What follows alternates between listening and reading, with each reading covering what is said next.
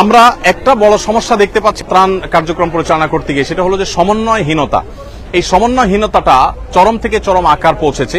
সবাই আসছে, শত শত ট্রাক মাল নিয়ে আসছে, কিন্তু কে কোথায় যাবে, কে কোথায় দিবে, স্থানীয়দের কোনো হেল্প যাদের নাই, বিশেষ করে তারা গলদঘর্ম হয়ে যাচ্ছে, রাস্তাগুলোতে আননেসেসারি জ্যামের সৃষ্টি হয়ে যাচ্ছে। এই ত্রাণ কার্যক্রম পরিচালনা করার জন্য যারা যাচ্ছেন তারা যদি কিছু বিষয় খেয়াল রাখেন তাহলে খুব বেশি ভালো হয়। ঢাকা থেকে যারা ফেনী যাবেন আপনাদেরকে আমরা বলতে চাই, কুমিল্লা বিশ্ব রোড, পদুয়ার বাজার, যেটা এটা হয়ে সোনাইমুড়ি হয়ে চৌমুহানি হয়ে আপনি ফেনীতে গেলে এই রুটটা তুলনামূলকভাবে সেফ এবং ভালো রাস্তাটা। আর সরাসরি যারা ফেনীতে যাচ্ছেন মাইলকে মাইল সিরিয়াল পড়ে থাকছে গাড়িগুলো এবং বেশ কঠিন একটা পরিস্থিতি তৈরি হচ্ছে। অতএব এটা হলো যাওয়ার ক্ষেত্রে আমরা বলবো অনেকেই স্পিড বোট এবং নিয়ে যাচ্ছেন, নৌকা নিয়ে যাচ্ছেন, তাদের ক্ষেত্রে একটা সতর্কীকরণ আমি করতে চাই যে স্পিড বোট যারা নিচ্ছেন এক্সপার্ট ড্রাইভার যেমন নিবেন, আবার আপনার রিপেয়ারের ব্যবস্থাও যেন থাকে। অনেকে নৌকা নিচ্ছেন, নৌকা পানিতে ছেড়ে দিচ্ছেন আর ছিদ্র হয়ে যাচ্ছে, সেখানে আমরা বলবো যে আপনারা যথাসম্ভব রিপেয়ারের ব্যবস্থা রাখবেন। কোথাও ফুটা হয়েছে, আঠা দিয়ে আবার পানিতে নামাই দিলেন, আবার সে নৌকা ডুবে যাচ্ছে। আরেকটা গুরুত্বপূর্ণ বিষয় হলো যে এলোপাতাড়ি সেখানে চলছে সবকিছু। সেখানে সাধারণ জনগণ যার যার উদ্যোগে, প্রশাসনের লোকজন, পুলিশ ভাইরা কেউ কেউ দেখা যায় সেখানে অ্যাক্টিভ আছেন। এটা আরো বাড়াতে হবে। বিশেষ করে আমরা যদি সেখানে ব্যাপকভাবে চাই যে মানুষের কাছে ত্রাণ পৌঁছাক, তাহলে এই চলাফেরাগুলো স্মুথ করার ব্যবস্থা করতে হবে। আমরা দেখতে পেয়েছি মিজান রোড থেকে বিভিন্ন এলাকাতে, বিশেষ করে থানা পর্যায়ে ত্রাণ পৌঁছানোর জন্য, আত্মীয়স্বজনের খোঁজখবর নেওয়ার জন্য মানুষ পরিশ্রম করছে, চেষ্টা করছে, কিন্তু তেমন কিছু করতে পারছে না। তো এই জায়গাটাতে কাজ করা উচিত। আমরা সুন্নাহ ফাউন্ডেশন থেকে ভাবছি যে আমরা এই সমন্বয়ের কাজটা করব ইনশাআল্লাহ। একটা সময় হয়তোবা সমন্বয় এর জন্য আমরা একটা ডেডিকেটেড টিম তৈরি করব, যারা আসলে সারা দেশ থেকে ত্রাণ নিয়ে আসা ভাইদেরকে হেল্প করবে এবং বিতরণ কাজে আমরা ইনশাআল্লাহ ভূমিকা রাখবো। ঠিক একইভাবে আপনারা যারা কাজ করছেন, আমি বলবো যে সীমিত পরিসরে কাজ করলেও চেষ্টা করবেন স্থানীয় রিলায়েবল এবং বিশ্বস্ত মানুষদের সাথে কথা বলে তাদেরকে সাথে নিয়ে আপনি ভেতরে যাবেন এবং যথাসম্ভব রিমোট এরিয়াগুলোতে ঢোকার চেষ্টা করবেন। আল্লাহ তাআলা আমাদের সবাইকে তৌফিক দান করুন। সেখানকার পরিস্থিতি আসলে মানে একেবারে নিশ্চিন্ত হওয়ার মতো কোনো পরিস্থিতি তো নাই, বরং এখনো 4-5 দিন পর্যন্ত বহু পরিবার পড়ে আছেন বিভিন্ন জায়গায়, তাদের কাছে ত্রাণ পৌঁছানো দরকার। বাংলাদেশ সেনাবাহিনী সহ অনেকগুলো বিষয়িত প্রতিষ্ঠান, প্রশিক্ষিত বাহিনী, তারা কিন্তু সেখানে তাদের মতো করে কাজ করছে এবং তারা ত্রাণ পৌঁছানোর চেষ্টা করছে। সেটা আরো বলিষ্ঠভাবে, আরো শক্তিশালীভাবে যেন হয়, আমরা সেজন্য দোয়া করি। সেখানে যারা যাচ্ছেন আমি তাদের উদ্দেশ্যে বলতে চাই যে আপনারা মেহেরবানি করে যথেষ্ট প্রস্তুতি নিয়ে যাবেন। মোবাইল নেটওয়ার্কের সমস্যাটা হয়তো কেটে যাবে, কিন্তু স্পিড বোট এবং নৌকা যারা নিচ্ছেন তারা রিপেয়ারের ব্যাপারটা একটু দেখবেন। ফেনীর কিছু কিছু জায়গা আছে যে জায়গাগুলো এখনো পর্যন্ত কোনো প্রকার ত্রাণ সেখানে আমরা সাধারণ মানুষ পৌঁছতে পারছি না। তমদ থেকে পরশুরাম আছে, ছাগলনাইয়া আছে, ফুলগাজী আছে, আরো অনেকগুলো থানা আছে, সোনাগাজী আছে। এই থানাগুলো বিশেষ করে আমি নিজের চোখে কালকে মিজান রোড থেকে একটা স্পিড বোর্ডে করে বিকাল 5:30 থেকে রাত 8:30 পর্যন্ত আমরা ছাগলনাইয়ার দিকে যাওয়ার চেষ্টা করেছি, মানে যতদূর যাওয়া যায়। আমরা আমাদের সাথে একটা ট্রাক্টর নিয়েছি এবং সে ট্রাক্টরে আমরা বেশ কিছু ত্রাণের প্যাকেট নিয়েছি, আমাদের বোটে কিছু প্যাকেট নিয়েছি, বোট এবং ট্রাক্টর দুইটা নিয়ে গিয়েছি। ট্রাক্টর যতদূর যেতে পেরেছে গিয়েছে, তারপর আমরা বোটে গিয়েছি। এই পুরো জায়গাটাতে দেখার পর আমার কাছে যেটা মনে হয়েছে যে এখনো পরিস্থিতি অনেক বেশি ভয়াবহ। বিশেষ করে শত শত হাজার হাজার মানুষ গলা পানিতে তারা এই রোডটা দিয়ে, হসপিটাল রোড যেটাকে সদর হসপিটাল রোড বলে, এই রোডটা দিয়ে তারা পরশুরাম এবং ছাগলনাইয়ার দিকে যাওয়ার চেষ্টা করছেন। অনেকের পরিবার দূরের কোনো গ্রামে কোনো বিল্ডিং এর ছাদে আশ্রয় নিয়েছে, তারা শহর থেকে তাদের জন্য ওষুধ নিয়ে যাচ্ছেন। এক একজন এক একটা অবস্থা। আমরা চেষ্টা করেছি সেখানে যাদের কাছে খাবার নাই তাদের পরিবাররা এসছেন বা ওইদিকে যাচ্ছেন, তাদের কাছে আমরা শুকনো খাবার দিয়ে দেওয়ার চেষ্টা করেছি আমি নিজে হাতে। তো ওখানে যে অবস্থা, তার সবচেয়ে সে অবস্থাটাকে কঠিন থেকে কঠিনতর করে দিয়েছে যোগাযোগ ব্যবস্থা। আর যে সমস্যা সেটি আমরা জানি, সেখানে মোবাইল যোগাযোগ ব্যবস্থা অনেকটাই ভেঙে পড়েছে কোনো কোনো জায়গায়। আমাদের যারা টিম মেম্বাররা আছে কাজ করছে, তাদের একজন আরেকজনের সাথে কোঅপারেশন করতে পারছে না। ইতিমধ্যে আমরা শুনেছি যে সংশ্লিষ্ট কর্তৃপক্ষ তাদের এই সেবাটাকে সচল করবার জন্য চেষ্টা করছেন, কিন্তু দ্রুততর সময় এটা করা উচিত। এটা না করার কারণে অনেক গুজব ছড়াচ্ছে, অনেক মানুষ তার বাবা মার সাথে যোগাযোগ করতে পারছেন না, অনেকে নিজের সহকর্মীকে হারিয়ে ফেলে মনে করছেন তিনিও হয়তো মারা গেছেন। তো এরকম পরিস্থিতিতে আসলে আমাদের যে মোবাইল ফোনের আপনার নেটওয়ার্ক সেটা স্বাভাবিক করাটা খুব বেশি গুরুত্বপূর্ণ হয়ে পড়ছে। আপনারা দেখতে পাচ্ছেন এখানে আজও ত্রাণ কার্যক্রম চলছে। এখানে অর্ধেক মালামাল লোড হয়ে গেছে, বাকি যে মালামালগুলো আছে সেগুলো লোড হচ্ছে। প্রতিদিন আমরা এখানে 8 থেকে 10টা ট্রাক, কোন কোন ক্ষেত্রে কাভার্ড ভ্যান বোঝাই করে আমরা স্পটে পাঠিয়ে দিচ্ছি। আজকে আমরা দেখতে পাচ্ছি যে ট্রাক এখানে লোড হচ্ছে না। আজকে রাতে ইনশাআল্লাহ আমাদের এখান থেকে চলে যাবে হলো 12টি ট্রাক। 12টি ট্রাক এবং কাভার্ড ভ্যান আজকে প্রস্তুত হয়েছে, অর্থাৎ এখানে যে মাল দেখতে পাচ্ছেন এই মালগুলো হলো আগামীকালকে বিতরণ হবে। প্রতিদিন এখান থেকে 8টা, 9টা, 10টা, 12টা করে ট্রাক। গতকালকে সম্ভবত 9টা গিয়েছে, তার আগের দিন 8টা গিয়েছে, আজকে 12টি যাচ্ছে এবং ইনশাআল্লাহ আগামী কালকে পরশু এভাবে যেতে থাকবে। কাভার্ড ভ্যানের ক্ষেত্রে একটু বলে রাখতে চাই, স্ট্রিট ফাস্ট তারা তাদের জায়গা থেকে তারা যত লরির প্রয়োজন হয় তারা সেটা আমাদেরকে দিয়ে হেল্প করছেন। আজকেও 4টা গাড়ি আজকে দিয়েছেন এবং সর্বক্ষণ তারা হেল্প করছে এবং যত গাড়ি লাগে তারা দিবে বলেছেন। ইতিমধ্যে কয়েকদিন ধরে তারা গাড়ি দিয়েছেন। আমরা এখানে স্ট্রিট ফাস্টের গাড়িগুলো দেখতে পাচ্ছি, এই গাড়িগুলো দাঁড়িয়ে আছে আর যারা সিরিয়ালে দাঁড়িয়ে আছেন তারা মূলত গাড়িগুলো লোড করছেন।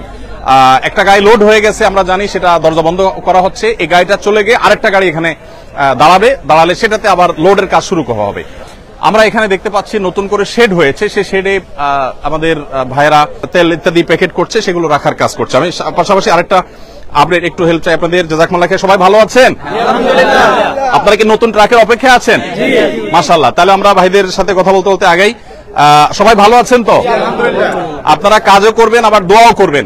বিশেষ করে উপদ্রুত এলাকাতে যে মানুষ কষ্টে আছে সে কষ্ট লাঘব যেন হয়। প্রত্যেকে সর্বোচ্চ আন্তরিকতা দিয়ে কাজ করব, পরিশ্রম করব আল্লাহর জন্য এবং নিজের সর্বোচ্চ বেটারটুকু আমরা দেব ইনশাআল্লাহ। এবং আমাদের যে সমস্ত ভাইয়েরা কাজ পাচ্ছেন না, আপনারা জানেন যে এখানে শত শত হাজার হাজার মানুষ কাজের জন্য আসছেন। যারা কাজ পাচ্ছেন না তারা অন্যদেরকে সাধারণত বলে থাকেন যে আপনারা একটু সরেন, আমরা একটু কাজ করি আপনাদের জায়গায়, আপনি একটু রেস্ট করেন। তো এরকম একটা কম্পিটিশন এখানে চলছে আলহামদুলিল্লাহ। বাংলাদেশের মানুষ একে অন্যের জন্য যে জীবন দিতে প্রস্তুত, বিশেষ করে জাতীয় দুর্যোগে যে সবাই ঝাঁপিয়ে পড়তে প্রস্তুত, সে বিষয়টি আমরা আবারও খুব ভালোভাবে প্রত্যক্ষ করলাম। এখানে নতুন আরেকটা ট্রাক কাভার্ড ভ্যান সিরিয়ালে এসেছে, সেটাতে মাল লোড হওয়া শুরু হয়েছে। আমরা জানি যে অনেকগুলো কাভার্ড ভ্যান ভরা হয়ে গেছে। আজকে সাকুল্যে আমাদের 12টি কাভার্ড ভ্যান এবং ট্রাক মিলিয়ে সাকুল্যে 12টি গাড়ি ইনশাল্লাহ বোঝাই হবে। এই 12টি গাড়ি ইনশাল্লাহ 3টি কুমিল্লাতে, 3টি ফেনীতে, 3টি নোয়াখালীতে এবং 3টি ফেনীতে চলে যাবে। তবে আমরা আশা করছি যে আরো কিছু মালামাল প্রস্তুত হলে আমরা সেটা বাংলাদেশ সেনাবাহিনীর কাছে ইনশাল্লাহ আমরা হস্তান্তর করব। আসসালামু আলাইকুম। সবাই ভালো আছেন? মাশাআল্লাহ। সবাই খুশি তো? আপনারা কাজ করতে পেরে সবাই খুশি? মাশাআল্লাহ, ফাইন, মাশাআল্লাহ। এখানে নতুন লরি বোঝাই হচ্ছে এবং যেটি বলছিলাম যে আজকে 12টি লরি এখানে বোঝাই হবে এবং একটা পর একটা বাই সিরিয়ালে চলে যাবে ইনশাআল্লাহ। সাইফুল্লাহ ভাই শুরু থেকে ভলান্টিয়ার সার্ভিস দিচ্ছেন, জ্বর আসছে আজকে, তারপরে বেচারা চলে আসছেন এত কিছু উপেক্ষা করে। আল্লাহ তাআলা তাকে উত্তম বিনিময় দান করুন। জাযাকুমুল্লাহ খাইর। আরেকটা গুরুত্বপূর্ণ বিষয় আমি বলতে চাচ্ছি, সেটা হলো যে আমাদের আসুন্নাহ ফাউন্ডেশন থেকে আমরা যে ত্রাণ কার্যক্রম পরিচালনা করছি, আমাদের জেলা ভিত্তিক আমাদের যে পয়েন্টগুলো আছে, ফেনীর কার্যক্রমটা আমরা দাগনভূঞা থেকে পরিচালনা করছি এবং নোয়াখালীর যে কার্যক্রম সেটা আমরা পরিচালনা করছি হলো নোয়াখালীর একটা মাদ্রাসা থেকে, সেটা দাগনভূঞার খুব কাছাকাছি। আবার আরেকটা জায়গা নোয়াখালীর নতুন করে আমাদের তৈরি হচ্ছে, সেখান থেকে কার্যক্রম পরিচালনা করা হবে ইনশাআল্লাহ। আমরা আল্লাহ যদি তৌফিক দান করেন নোয়াখালী এবং ফেনীর প্রত্যেকটা এলাকাকে কভার করব। লক্ষ্মীপুরের আমাদের যে পয়েন্ট সেটি হলো টুমচর থেকে আমরা আমাদের কার্যক্রম পরিচালনা করছি এবং টুমচর মাদ্রাসা থেকে লক্ষ্মীপুরের চতুর্দিকে আমরা যতদূর সুযোগ পাচ্ছি ততদূর আমরা কাজ করছি। আর কুমিল্লাতে ঢাকা কুমিল্লা মহাসড়কের উপর একটা বড় মাদ্রাসাকে আমরা ক্যাম্প করেছি, সেটাকে মূল পয়েন্ট করে সেখান থেকে আমরা আমাদের সমস্ত মালামালগুলো রেখে ছোট ছোট গাড়িতে করে ট্রলারে করে সেগুলো বিভিন্ন এলাকায় পাঠিয়ে দিচ্ছি। তবে এই মুহূর্তে সবচেয়ে বেশি আমরা প্রায়োরিটি দিচ্ছি সেনাবাহিনীর কাছে মালামাল হস্তান্তর করা, কারণ দুর্গম এলাকাতে তারাই শুধুমাত্র পৌঁছতে পারছেন। আমি একটা কথা বিশেষভাবে বলতে চাই, সাধারণ মানুষ যারা এখনো বিভিন্ন জায়গায় আটকে আছেন তাদেরকে উদ্ধারের কাজটা আরো জোরদার হওয়া উচিত। আমাদের সেনাবাহিনী এবং নৌবাহিনী, বিমান বাহিনী সহ বিভিন্ন বাহিনীর সদস্যরা, ব্যক্তিবর্গ তারা তাদের জায়গা থেকে কাজ করছেন, কিন্তু আমার কাছে মনে হয়েছে যে রিমোট এরিয়াগুলোতে অনেক মানুষ 2 দিন 3 দিন না খেয়ে আছে, বিশুদ্ধ পানি নেই, হাহাকার চলছে। মানুষ আমাদের কাছে হাতে পায়ে ধরছে যে মাল পাঠান, আমাদের কাছে মাল রেডি, শুধু আমাদের কাছে নয়, শত শত ট্রাক সিরিয়ালে আছে, কিন্তু এই মালগুলো যে পৌঁছানো হবে তার জন্য আসলে তেমন কোনো ব্যবস্থাপনা নেই। তো বাংলাদেশ সেনাবাহিনীর সদস্যবৃন্দ তারা উদ্ধার কাজও করছেন, আবার এদিকে আমরা জানি নতুন নতুন জেলা উপদ্রুত হচ্ছে, সেই জেলাগুলোতে তারা কাজ করছেন, যার কারণে আসলে এত বেশি জেলা এফেক্টেড হয়ে গেছে, 11টি জেলা এফেক্টেড হয়ে গেছে, চাপটা অনেক বেশি পড়ে গেছে। তারপর আল্লাহ তাআলা আমাদেরকে সাহায্য করুক। আমি আমার একটু তিক্ত অভিজ্ঞতা আপনাদের সাথে শেয়ার করতে চাই। সেটা হলো যে আমরা দেখেছি যে যারা সেখানে ত্রাণ দিতে যাচ্ছেন তারা অনেকেই উদ্ধার কাজে নেমে যেতে হচ্ছে, কারণ এমন এমন বৃদ্ধ মানুষ আছে যে বৃদ্ধ মানুষগুলোকে দেখে আপনি আসলে ঠিক থাকতে পারবেন না। আমি গতকালকে আমার বোটে করে আমরা যখন পরশুরাম এবং ছাগলনাইয়ার দিকে যাওয়ার চেষ্টা করছিলাম, সেই বোটে আমরা বোট থেকে লক্ষ্য করলাম যে দুজন তরুণী, তাদের একজন সাথে একজন পুরুষ আছেন, তারা গলা পরিমাণ পানি দিয়ে হেঁটে হেঁটে আসছেন। তাদের অবস্থা দেখে বোঝা যাচ্ছে তারা ক্লান্ত এবং তারা ফেনী শহর পর্যন্ত যেতে এখনো তাদেরকে আরো হয়তো ঘন্টাখানেক হাঁটা লাগবে পানিতে। আমি আমার বোট থেকে কিছু লোককে নামিয়ে তাদেরকে তুলে নিলাম এবং জিজ্ঞেস করলাম যে আপনাদের কি অবস্থা, আমাদেরকে একটু বলেন। তখন তারা বললেন যে তাদের মা গত 4 দিন 5 দিন যাবৎ পর্যন্ত তাদের মায়ের সাথে কোনো যোগাযোগ করতে পারছেন না, তিনি আদৌ বেঁচে আছেন না মারা গেছেন তারা জানেন না। তারা বলেছেন যে আমরা ঢাকা চিটাগাঙে ভাই বোন থাকেন, তারা এসে মহিপালে একটা হোটেলে উঠেছেন এবং তাদের 4-5 দিন যাবৎ তারা প্রতিদিন সকালবেলা ফজরের পর থেকে নিয়ে তারা হাঁটা শুরু করেন, অনেক দূর পর্যন্ত যান, 3 কিলোমিটার 4 কিলোমিটার 5 কিলোমিটার পর্যন্ত তারা যান, কিন্তু সেখানে গিয়ে আসলে কোনো কুলকানা করতে পারে না। কিছু দূর যাওয়ার পরে দেখা যায় পানি কম, স্কুল চলছে না, আবার কিছু দূর যাওয়ার পর অনেক গভীর, হেঁটে যাওয়া যাবে না। মানে পুরো পরিস্থিতিটা এমন যে রিমোট এরিয়াতে আসলে কোনোভাবে মানুষ যে সেখানে ঢুকবে, সেখানে গিয়ে উদ্ধার কাজ করবে বা ত্রাণ তৎপরতা চালাবে, এই কাজগুলো করতে পারছে না। এগুলো তো বটেই, এমনকি যেটা বললাম আত্মীয় স্বজনকে না পেয়ে মানুষ কিন্তু দিশেহারা, মানুষ কিন্তু নানাভাবে প্রত্যেকটা মানুষ কষ্টে আছে, মনোবেদনায় আছে। আমি যে দুটি বোনের কথা বললাম, তারা 5 দিন যাবৎ সকাল থেকে সন্ধ্যা পর্যন্ত তারা শুধু হেঁটে যান আর আসেন, কিন্তু পরশুরাম থানায় তাদের বাড়ি, সেখান পর্যন্ত তারা পৌঁছতে পারে না। তো এই হলো পরিস্থিতি যে সাধারণ মানুষের কষ্ট এটা এতটা চরমে পৌঁছেছে যে না নিজের চোখে না দেখলে সেটা আসলে বলে বোঝানো কঠিন। আমি অনেক মানুষের সাক্ষাৎকার নেওয়ার চেষ্টা করেছি। এক ভাইকে পেয়েছি, ইয়াং ম্যান, তিনি কুমিল্লায় চাকরি করেন কোথাও, সেখান থেকে তিনি এসেছেন। কুমিল্লা থেকে যে আসলেন তিনি তার মায়ের বাবার খোঁজ খবর নিচ্ছেন, কোনো খোঁজ খবর নাই এবং আদৌ তারা বেঁচে আছেন কিনা, কোথায় আছেন জানেন না, ঘর বাড়ি আছে কিনা জানেন না, ঘর বাড়িতে যাওয়ারও কোনো ব্যবস্থাপনা নেই। তো এই জিনিসটা বড় কঠিন, বিশেষ করে মোবাইল নেটওয়ার্ক এইভাবে আপনার ভেঙে পড়েছে এবং এটা আপনার অকার্যকর হয়ে গেছে অনেকটা, যে বেশিরভাগ ক্ষেত্রে মোবাইলে যোগাযোগ করা যাচ্ছে না। এমনকি আমাদের যারা টিম মেম্বাররা আছে কাজ করছেন তাদেরকেও আমরা যোগাযোগ করতে পারছি না, যার কারণে ত্রাণ কাজ কিন্তু ব্যাপকভাবে ব্যাহত হচ্ছে। এখানে আমরা দেখতে পাচ্ছি যে প্রস্তুত হওয়া যে প্যাকেটগুলো, বেশ বড় সড়ো প্যাকেট, এখানে 10 কেজি করে চাল, 2 কেজি করে ডাল, তারপরে তেল, লবণ, চিনি সবকিছু এখানে আছে। এগুলো এখানে আমরা দেখতে পাচ্ছি 2টা ট্রাকে লোড হচ্ছে। আবারও আমি স্ট্রিট ফাস্টকে ধন্যবাদ জানাতে চাই, তারা আমাদেরকে কাভার্ড ভ্যান দিয়ে হেল্প করেছেন। এখানে তেল আমরা দেখতে পাচ্ছি এক প্রান্ত থেকে অপর প্রান্ত পর্যন্ত সবগুলো তেলের কার্টুন, আর এখানেও বেশ কিছু তেল এবং লবণ এখানে আছে আমরা দেখতে পাচ্ছি। দুই পাশে বোঝাই করা তেল এবং লবণের সারি, আর এই পাশে তেলের যে সারিগুলো আছে আমরা দেখতে পাচ্ছি, এই পাশ থেকে নিয়ে একেবারে শেষ মাথা পর্যন্ত এগুলো সবগুলোই হলো তেলের কার্টুন। 2 লিটার করে আমরা তেল দিচ্ছি প্রত্যেকটা প্যাকেজের মধ্যে। এখানে আমরা দেখতে পাচ্ছি খেজুরের প্যাকেজ হয়েছে। আমরা জানি 4-5টা খেজুর একটু পানি খেলে একবেলা খাবারের কাজ অনেক ক্ষেত্রে হয়ে যায়, এই জন্য প্রত্যেক ফ্যামিলিকে একটা করে প্যাকেট আমরা খেজুর দিচ্ছি। মোটামুটি একেবারে নর্মাল খেজুর দিলে খেতে পারবে না, এর জন্য মিডিয়াম পর্যায়ের খেজুর আমরা চেষ্টা করছি দেওয়ার। এখানে খেজুরের স্তূপ চলছে আমাদের। এখানে যারা কেউ যদি আহত হন বা শারীরিক অসুস্থতা ফিল করেন তাহলে তাদের জন্য প্রাথমিক ট্রিটমেন্ট দেওয়ার ব্যবস্থা এখানে আছে আমরা দেখতে পাচ্ছি। আমাদের ভাইরা কাজ করছে। আসসালামু আলাইকুম, ভালো আছেন? ভালো আছেন? হ্যাঁ ভাই, আপনি অসুস্থ অনুভব করছেন? চালের বস্তা নেওয়ার পরে একটু মানে মাথাটা ঘুরাতে পারছি না খুব একটা। ইন্নালিল্লাহ, ব্যথা অনুভব করছেন? হ্যাঁ একটু। না তারপরেও মানে প্রথমে ইয়াতেই সমস্যা হয়েছিল, তারপরে আমি দীর্ঘক্ষণ চালের বস্তা নিয়েছি। এখন স্প্রে করার পর কি একটু ভালো অনুভব করছেন? ব্যথা হয়েছে ভাইয়ের, সেজন্য স্প্রে করে তাকে সাময়িক এবং তৎক্ষণাৎ যে তার ব্যথাটা সেটা রিমুভ করার চেষ্টা করা হয়েছে আলহামদুলিল্লাহ। কি নাম আপনার ভাই? আমার নাম মোহাম্মদ মুকুল মাহমুদ। মুকুল মাহমুদ ভাই, মাশাআল্লাহ। এরকম আরো অনেক ভাইরা আছেন যারা আসলে কোনো কারণে অসুস্থ হয়ে পড়লে সাথে সাথে এই যে আরেক ভাইকে আমরা দেখতে পাচ্ছি। আসসালামু আলাইকুম, কি নাম আপনার? কাচলক, সমস্যা নাই। মোহাম্মদ মেহেদী হাসান। আপনার কি হয়েছে কি? ওই ট্রাক থেকে ডাল উপর থেকে টানার সময় হাতে ছুলে গেছে আর কি হালকা। ইন্নালিল্লাহ। আপনি কোথায় কি করেন? আমি ডেলিভারি কাজ করতেছি। কিসে? এটা হচ্ছে গুলশান ডিসিসি মার্কেটে। আচ্ছা, মাশাআল্লাহ। ডেলিভারি কাজ করেন, এখন আপনি এখানে স্বেচ্ছায় শ্রম দিতে এসেছেন। মাশাআল্লাহ, আল্লাহ তাআলা আপনার হাত ভালো করে দেখ। এই যে কেটে গেল, কষ্ট হচ্ছে না মানসিক? দেশের জন্য করতেছি আমরা, এই কষ্ট দেশের মানুষের জন্য করছেন। কত আবেগ মানুষের, কত উচ্ছ্বাস, কত আনন্দ, কত মানুষের উদ্যম কাজের জন্য, সেটা আসলে এখানে না আসলে, না দেখলে বোঝা যাবে না। যারা আমাদের টিম কাজ করছে ওখানে স্পটে, তাদের কষ্ট বর্ণনার অতীত। নাওয়া নেই, খাওয়া নেই, কোনো কিছু ঠিক ঠিকানা নেই। আমাদের টিমের সদস্যরা কখনো মসজিদে, কখনো স্কুলে, এক একদিন এক এক জায়গা থেকে তারা কাজ করছে। ভাই, আপনি কি করেন বললেন? আমি স্টুডেন্ট, চাকরির প্রস্তুতি নিচ্ছি আর কি। মাশাআল্লাহ, আল্লাহ তাআলা আপনার বিশ্ববিদ্যালয় থেকে পড়াশোনা রাজশাহী বিশ্ববিদ্যালয় থেকে পড়াশোনা করেছেন ভাই, আল্লাহ তাআলা আপনার হালাল উপার্জনের ব্যবস্থা করে দেখ, আমরা মনে প্রাণে দোয়া করি। মাশাআল্লাহ, আপনি আজকে প্রথম আসছেন এখানে? জি। মাশাআল্লাহ, আল্লাহ তাআলা কবুল করুক। জাযাকুমুল্লাহ খাইর। ইনশাআল্লাহ, ইনশাআল্লাহ। তো আমরা দেখেছি এখানে মাশাআল্লাহ ইয়ের কাজটা, খেজুরের কাজটা এখানে হচ্ছে। খেজুরের পাশাপাশি এখানে দেখতে পাচ্ছি খেজুরের স্তূপটা এখানে আছে, এখানে কার্টুনগুলো রাখা আছে। এখান থেকে খেজুর প্যাক হয়ে হয়ে এখানে আসছে, এবং আমরা বস্তার লাইনটা একটু দেখাতে চাই। হ্যাঁ, একেবারে নরমাল খেজুর দিলে অনেকেই খেতে পারবেন না বা ভালো লাগবে না, সেজন্য আমরা মিডিয়াম কোয়ালিটি অন্তত যাতে এনশিওর করা যায় সেজন্য চেষ্টা করেছি। আলহামদুলিল্লাহ। আসসালামু আলাইকুম। আপনারা ক্লান্ত, রেস্ট করতেছেন?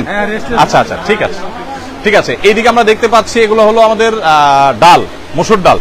এগুলো কিন্তু আজকের, এগুলো আমরা যা দেখতে পাচ্ছি সব কিন্তু আজকের মালামাল।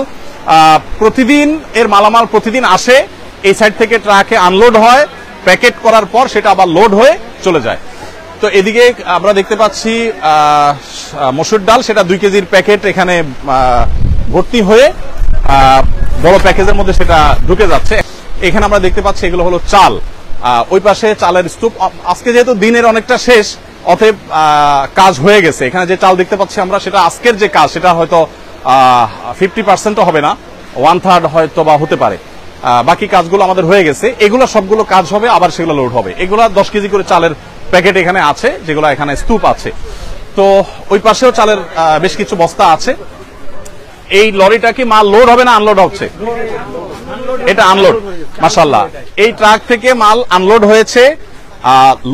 আনলোড হওয়ার পর এগুলো প্যাকেজিং এর পর ওই পাশে ট্রাকগুলোতে লোড হয়ে যাচ্ছে। এদিকেও আমরা দেখতে পাচ্ছি বেশ কিছু চাউলের বস্তা আছে। তো প্রিয় দর্শক, আমি শেষ করব, বিশেষ করে আরো একটা পয়েন্ট আপনার সাথে শেয়ার করতে চাই। সেটা হলো যে আমরা জেলা ভিত্তিক প্রত্যেকটা জেলাতে আমাদের পয়েন্ট করেছি, সেখানে আমাদের টিম কাজ করছে আলহামদুলিল্লাহ।